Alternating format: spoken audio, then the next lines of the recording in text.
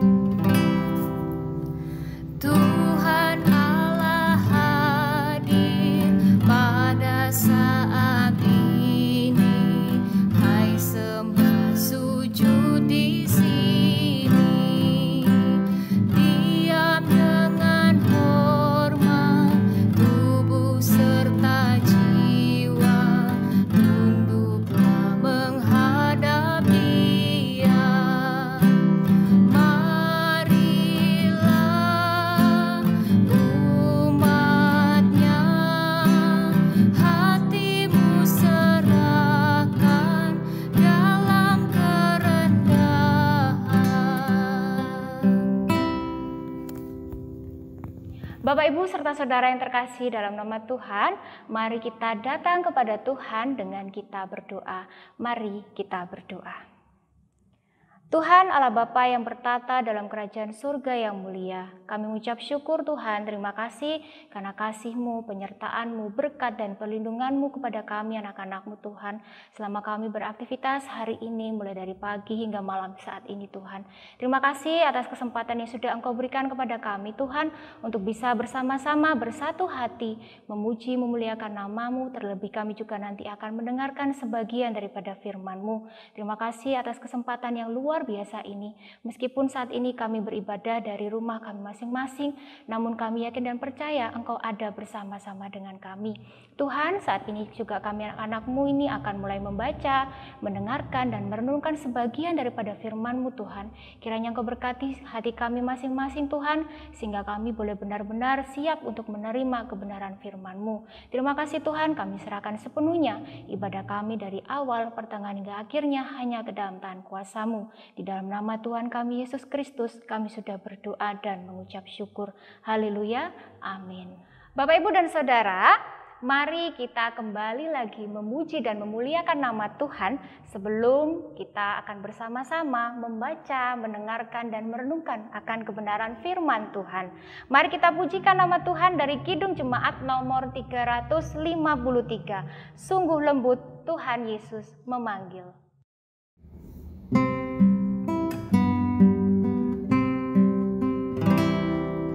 Sungguh lembut Tuhan Yesus memanggil aku dan kau. Lihatlah Dia prihatin menunggu aku dan kau. Hai mari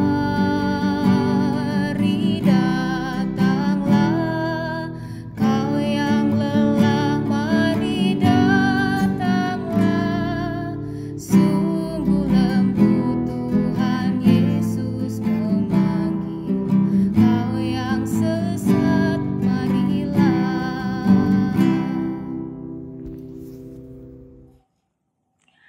Firman Tuhan kita pada malam hari ini di ibadah Patuen saat ini terambil dalam Kisah Para Rasul pasalnya yang ke-11, ayatnya yang pertama sampai yang ke-18. Saya ulangi, Kisah Para Rasul 11 ayat yang pertama sampai yang ke-18. Mari Bapak Ibu, kita akan baca bersama-sama, akan saya bacakan. Petrus mempertanggungjawabkan baptisan Kornelius di Yerusalem. Rasul-rasul dan saudara-saudara di Yudea mendengar bahwa bangsa-bangsa lain juga menerima firman Allah. Ketika Petrus tiba di Yerusalem, orang-orang dari golongan yang bersunat berselisih pendapat dengan dia. Kata mereka, "Engkau telah masuk ke rumah orang-orang yang tidak bersunat dan makan bersama-sama dengan mereka." Tetapi Petrus menjelaskan segala sesuatu berturut-turut. Katanya, "Aku sedang berdoa di kota Yope. Tiba-tiba rohku diliputi kuasa ilahi dan aku melihat suatu penglihatan. Suatu benda berbentuk kain lebar yang bergantung pada keempat sudutnya diturunkan dari langit sampai di depanku. Aku menatapnya dan di dalamnya aku lihat segala jenis binatang berkaki empat dan binatang liar dan binatang menjalar dan burung-burung. Lalu aku mendengar suara berkata kepadaku, 'Bangunlah, hai Petrus, sembelihlah dan makanlah.' Tetapi aku berkata, 'Tidak, Tuhan, tidak, sebab belum pernah sesuatu yang haram dan yang tidak tahir masuk ke dalam mulutku.' Akan tetapi untuk kedua kalinya suara dari sorga berkata kepadaku, 'Apa yang dinyatakan halal oleh Allah, tidak boleh engkau nyatakan haram.' Hal itu terjadi sampai 3 kali. Lalu semuanya ditarik kembali ke langit. Dan seketika itu juga 3 orang berdiri di depan rumah di mana kami menumpang. Mereka diutus kepadaku dari Kaisarea. Lalu kata Roh kepadaku, 'Pergi bersama mereka dengan tidak bimbang.' Dan 6 saudara ini menyertai aku. Kami masuk ke dalam rumah orang itu dan ia menceritakan kepada kami bagaimana ia melihat seorang malaikat berdiri di dalam rumahnya dan berkata kepadanya, 'Suruhlah orang ke Yope untuk menjemput Simon yang disebut Petrus. Ia akan menyampaikan suatu berita kepada kamu yang akan mendatangkan keselamatan bagimu dan bagi seluruh isi rumahmu.' Dan ketika aku mulai berbicara, turunlah Roh Kudus ke atas mereka, sama seperti dahulu ke atas kita. Maka teringatlah aku akan perkataan Tuhan. Yohanes membaptis dengan air, tetapi kamu akan dibaptis dengan Roh Kudus. Jadi jika Allah memberikan karunia-Nya kepada mereka sama seperti kepada kita pada waktu kita mulai percaya kepada Yesus Kristus, bagaimanakah mungkin aku mencegah dia?" Ayat yang ke-18. Ketika mereka mendengar hal itu, mereka menjadi tenang, lalu memuliakan Allah, katanya. Jadi kepada bangsa-bangsa lain juga Allah mengaruniakan pertobatan yang memimpin kepada hidup. Amin. Nah, Bapak Ibu serta saudara yang dikasihi Tuhan, sesuai dengan tema yang ada di leksionari, yaitu saya memang mengambil dari bacaan Kisah Para Rasul pasal yang ke-11 ayat yang pertama sampai ke-18. Nah, untuk temanya sendiri sesuai dengan leksionari tentunya, yakni setia dan berjaga-jaga menanti kedatangan Kristus. Nah, itu tadi temanya Bapak Ibu, sedangkan untuk judulnya adalah kebiasaan buruk. Kalau kita berbicara tentang kebiasaan, biasanya akan muncul 2 hal, ya, muncul 2 terminan, yakni kebiasaan baik dan kebiasaan buruk. Nah, dalam bacaan kita hari ini, kira-kira kita akan menemukan apa? Apakah kebiasaan yang baik atau justru kebiasaan yang buruk? Ternyata Bapak Ibu dan Saudara, setelah saya baca, ya, sebelum saya membuat renungan ini saya baca, saya benar-benar berusaha untuk memahaminya. Saya menemukan ada 3 kebiasaan buruk. Saya ulangi, saya menemukan ada 3 kebiasaan buruk. Yang sayangnya, seringkali kebiasaan buruk ini merupakan kebiasaan yang seringkali terjadi dalam kehidupan kita manusia. Bahkan kita anak-anak Tuhan. Jadi kebiasaan apa sajakah itu?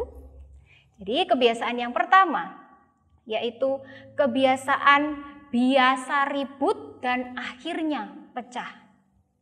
Biasa ribut dan akhirnya pecah.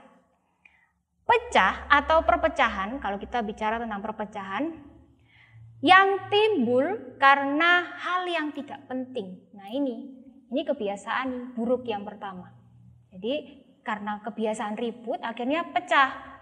Pecahnya ya karena hal-hal yang memang tidak penting. Hal-hal yang sepele, hal-hal kecil, tapi dibesar-besarkan.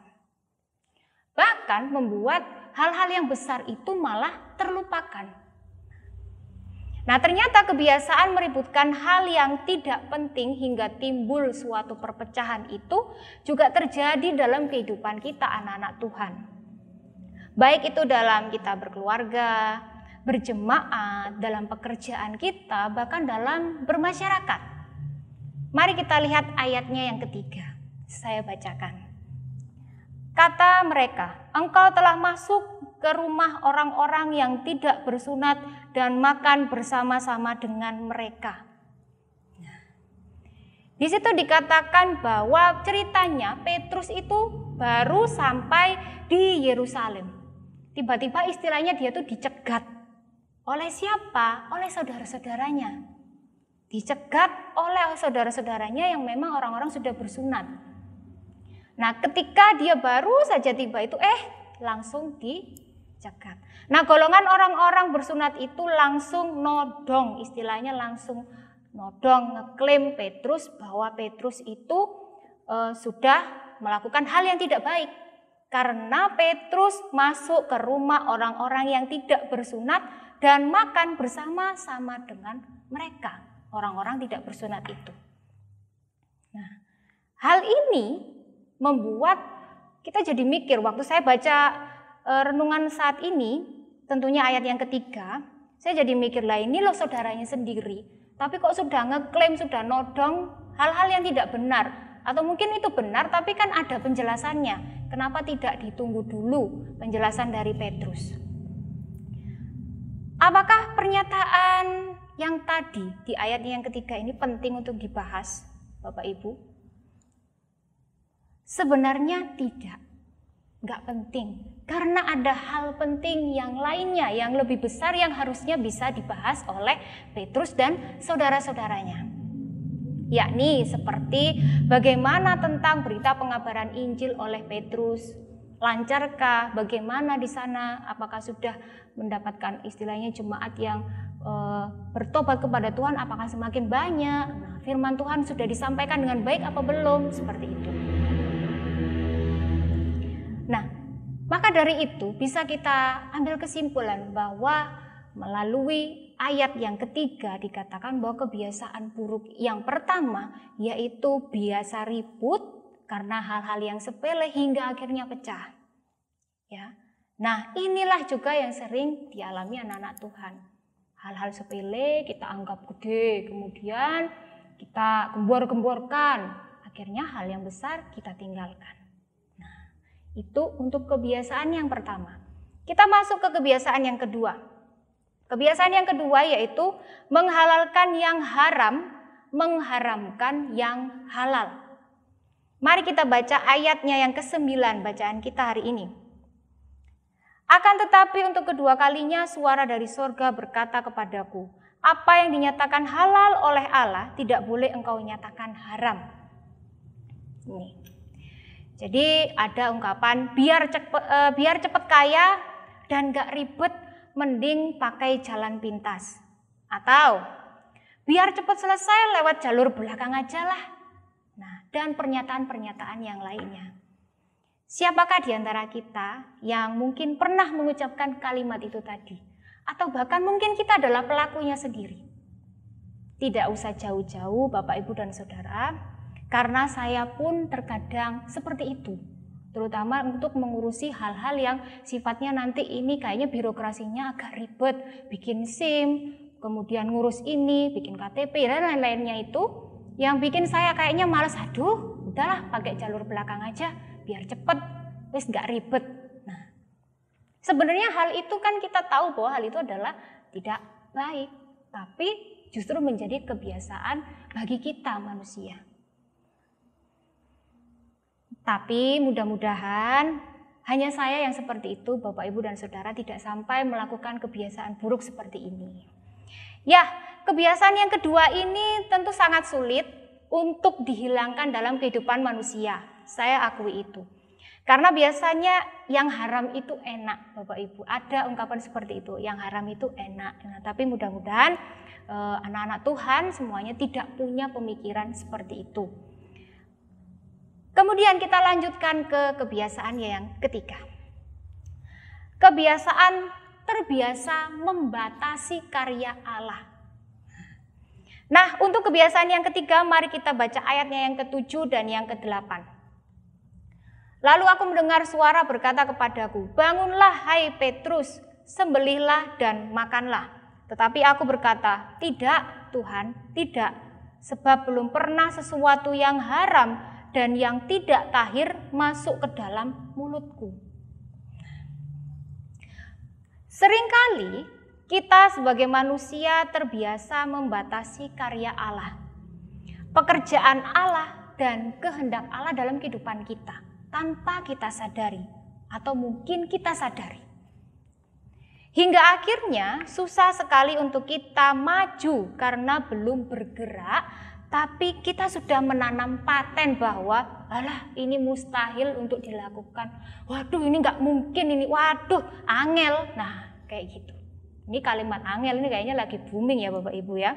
Nah jadi begini, ada sedikit cerita Bapak Ibu. Ini merupakan kisah nyata saya sendiri, bukan punya orang lain, tapi punya saya. Jadi saat itu tepatnya saat saya di bangku sekolah dasar, saya punya ketemu dengan kakak-kakak yang praktek ngajar dari Universitas Merdeka saat itu. Saya melihatnya tuh keren, waduh keren ya kakak-kakaknya, orangnya baik-baik, ramah-ramah, telaten. Waktu itu saya masih SD, bayangkan anak SD seperti apa tingkahnya kan. Nah kemudian saya pun jadi ada harapan, keinginan muncul. Oke lah, aku nanti kalau sudah kuliah, aku pengen kuliah di UM. Karena dari dulu sejak SD saya itu sudah kepingin masuk UM, Universitas Negeri Malang. Kemudian di saat saya menginjak bangku SMK, mulai dari SD sampai SMK itu saya tuh cukup sering ditanya oleh orang-orang di sekitar saya, ditanya, Dok kamu nanti kalau sudah lulus mau lanjut kemana? Kan biasanya seperti itu pertanyaannya. Waktu itu bertepatan saat saya mau lulusan SMK.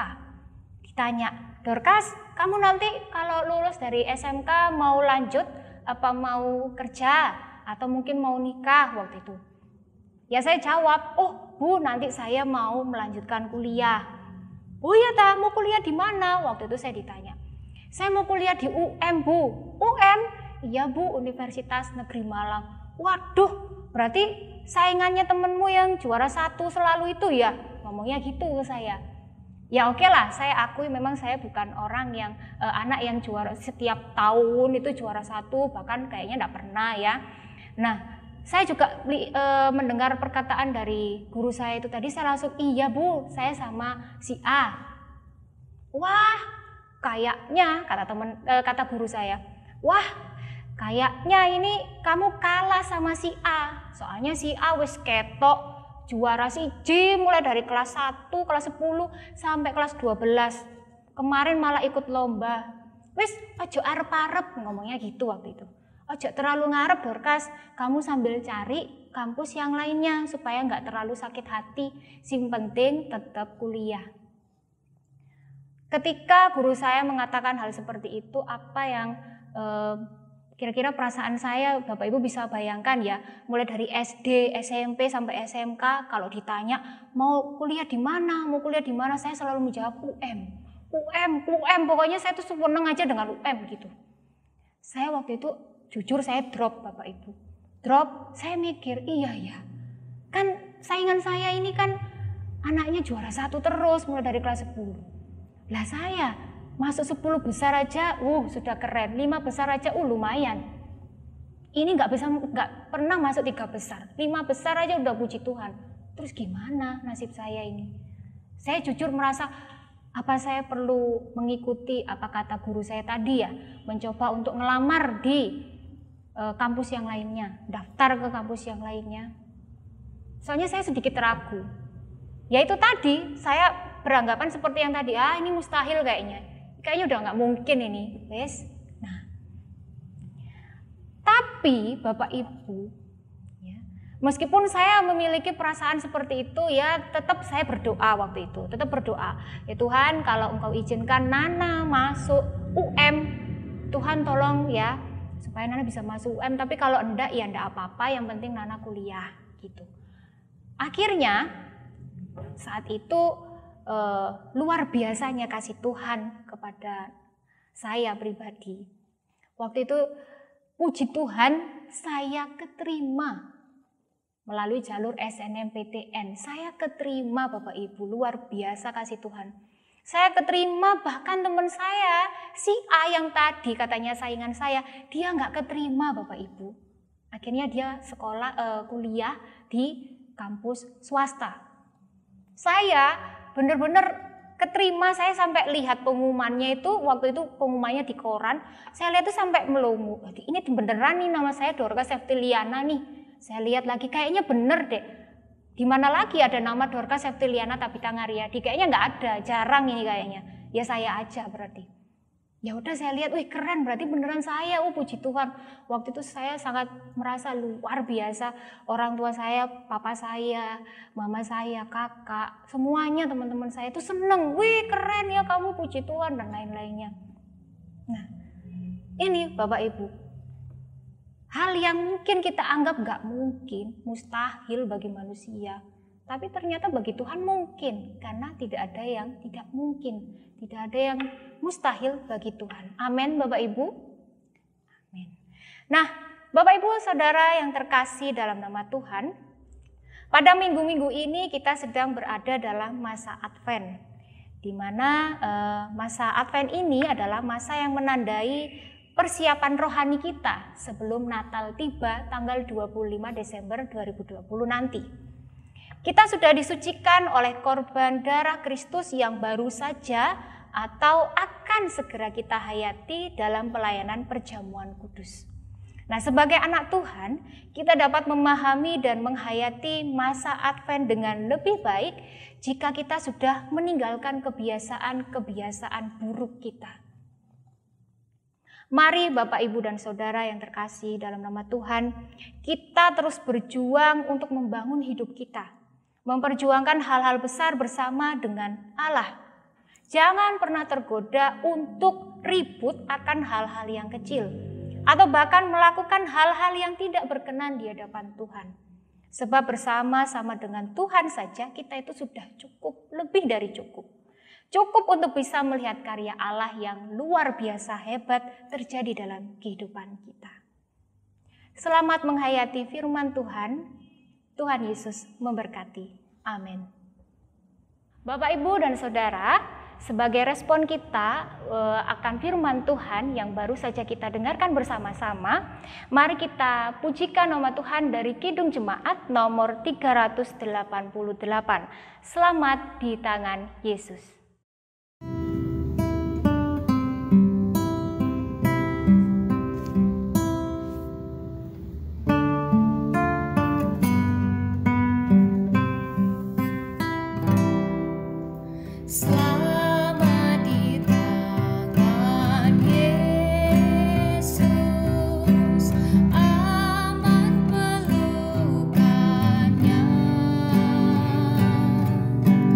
Dalam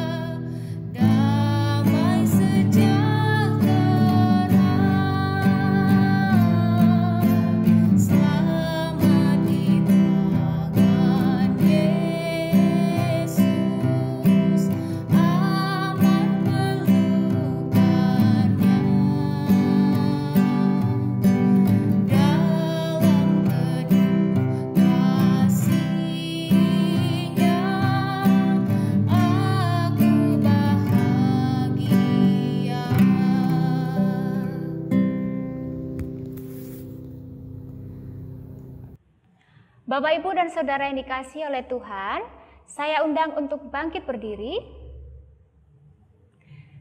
Kita akan bersama-sama mengikrarkan pengakuan iman percaya kita kepada Tuhan dengan mengikrarkan pengakuan iman rasuli.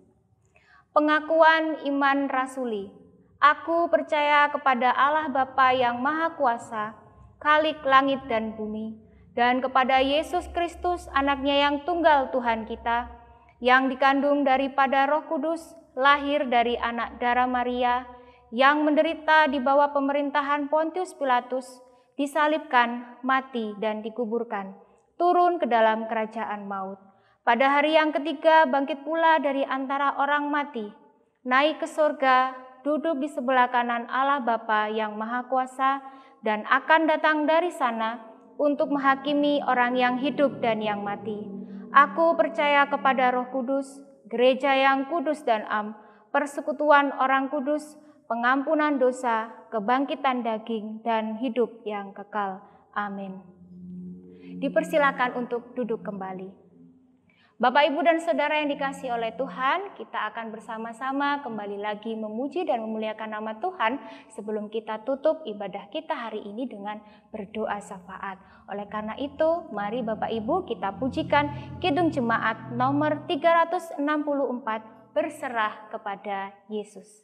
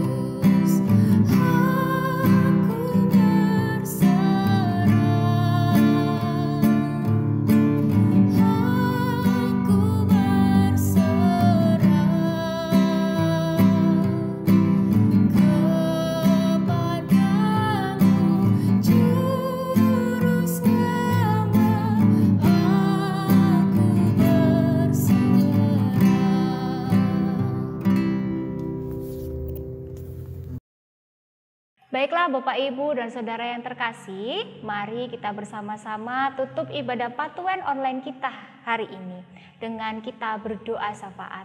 Mari kita berdoa.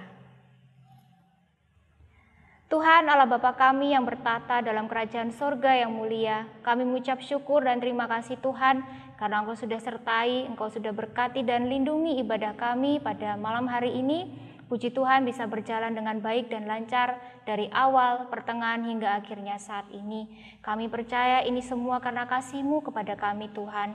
Tak lupa kami juga berdoa saat ini Tuhan, kami mengucap syukur dan terima kasih atas firman-Mu yang boleh kami dengarkan bersama-sama, yang mengajarkan kami untuk kami bisa meninggalkan kebiasaan-kebiasaan buruk kami. Oleh karena itu bantulah kami Tuhan supaya kami bisa menggantinya dengan kebiasaan-kebiasaan yang lebih baik lagi yang tentunya berkenan di hadapan-Mu. Kiranya Engkau berkati kami supaya kami juga bisa menjadi berkat buat orang-orang di sekitar kami.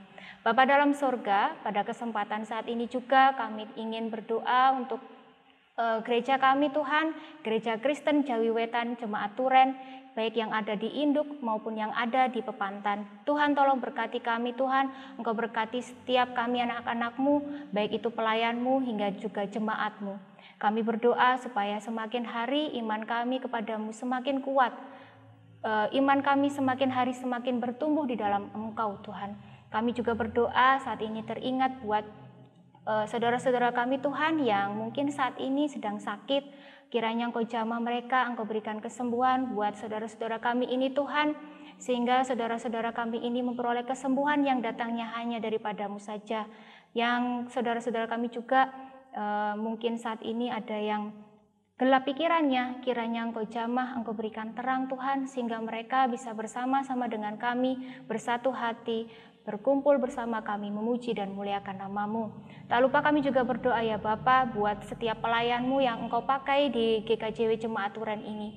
Mulai dari Bapak Pendeta dan keluarga, Bapak Ibu Majelis beserta keluarga, kemudian Pandu Puji, kemudian organis, panitia-panitia yang lainnya, guru sekolah minggu, kemudian KRW, dan juga pelayan-Mu yang lainnya Tuhan yang tidak dapat kami sebutkan satu persatu.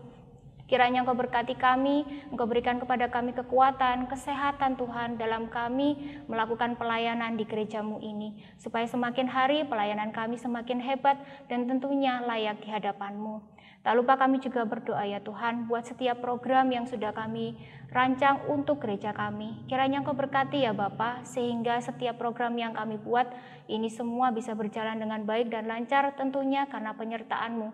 Sehingga program kami ini semuanya hanya demi kemuliaan nama-Mu saja. Tuhan Yesus, kami juga berdoa saat ini ya Bapa.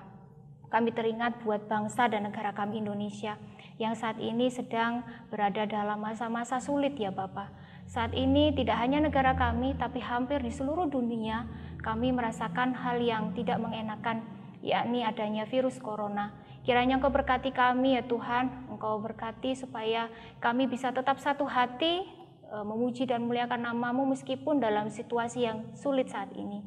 Engkau berkati ya Bapa, supaya kami senantiasa memperoleh kesehatan, kekuatan, dan Engkau jauhkan kami juga dari virus corona ini. Engkau berkati saudara-saudara kami yang mungkin sudah terlanjur sakit saat ini. Kiranya Engkau jamah mereka, Engkau berikan kesembuhan kepada mereka.